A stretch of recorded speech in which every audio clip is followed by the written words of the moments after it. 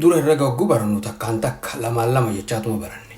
Gara fuulduraa maal akka ta'uuf taa'uun baynu malee ammallee nagayuma. Takka maqaan isiin jijjiiramne jechuu kiyya. Wanni biraa ta jijjiiramteetu jiraafin akkana jedhe. Namni za'a wal gaafatu za'a meeqaa waliin ja'a. Ka deebisu ammoo za'a hammana jee deebisa. Fakkeenyaaf za'a 9 jee deebisu mala. Fageenya karaatis wal gaafatan kiiloomeetira meeqa ja'an. Ka deebisuus kiiloomeetira 5 yookaan 10 yookaan 15 yookaan sanii olis ta'uu himee deebisa. Liitira meeqa? Liitira 5. Barsantaa meeqa? Barsantaa hammana. Afaan Oromoo uummanni beeku kana. Akka itti barachaa turrees akkanuma. Warri fiiziksiitii fi herregaa garuu afaan haaraa fidu jiran. Waan duraan hin jirre eegalan. 90 kiiloomeetira ja'anii ijoollee barsiisan.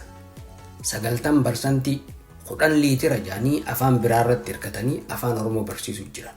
Gara fuulduraa Sudaan tiyya kasilaa dura kiiloomeetira meeqa ja'anii wal gaafatan meeqa kiiloomeetiratti akkan jijjiirreedha haala deemu jirru kanaan. Danta dhabummaadha malee 10 kiiloomeetira jechuun akkaataa uummanni itti haasa'u keessa waan jiru miti. Ta meeqa kiiloomeetira biraa osoo hin geenye jechuudha. Afaan kanuma uummanni haasa'u malee haalaatti fidanii miti. Amma danta dhabummaa tanaan itti fufnaan 3 za'a jechuu deemna. Za'a 3 kasilaa jechuu qabnu jechuudha. Boo karaan meeqa kiiloomeetira? Bishaan sun meeqa liitira? Ammaaf hogguu dubbannu afaan irratti ni fokkota. Wanni ni nama jeetuun jechuudha. Yoo ammaan furmaanni barbaadame malee garuu booda kanumaatu barama.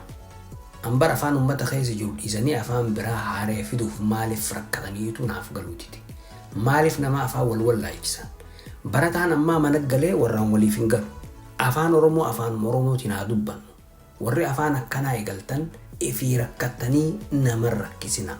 Naman dararina. Nama afaan wal laalchisina.